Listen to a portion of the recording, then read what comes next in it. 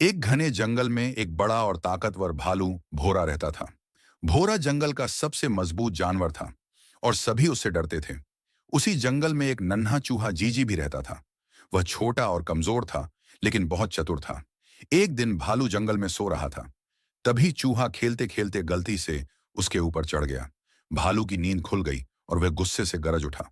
अरे छोटे, तुमने मेरी नींद क्यों खराब की? अब मैं तुम्हें खा जाऊंगा। चिकी डर गया, लेकिन हिम्मत करके बोला, भालू भैया, कृपया मुझे छोड़ दो। एक दिन मैं भी आपकी मदद कर सकता हूं। भालू जोर जोर से हंसने लगा। तुम इतने छोटे हो, भला मेरी क्या मदद कर पाओगे? लेकिन फिर उसने चूहे को छोड़ दिया और कहा, जाओ, लेकिन ध्यान रखना, दोबारा मेरी नींद मत खराब करना। कुछ दिनों बाद जंगल में शिकारी आए और उन्होंने भालू को पकड़ने के लिए जाल बिछा दिया। भोला उसमें फंस गया और जितना निकलने की कोशिश करता, उतना ही फंसता चला गया। वह जोर जोर से दहाड़ने लगा, कोई मेरी मदद करो।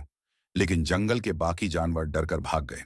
तभी छोटा चूहा जीजी वहां पहुंचा और बोला, भालू भैया, चिंता मत करो, मैं आपकी मदद करूंगा।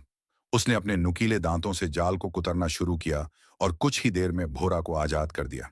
भालू बहुत खुश हुआ और शर्मिंदा होकर बोला, जीजी, तुमने मेरी जान बचाई। मुझे अब समझ आया कि कोई भी छोटा या कमजोर नहीं होता। उसकी बुद्धि और हिम्मत ही असली ताकत होती है।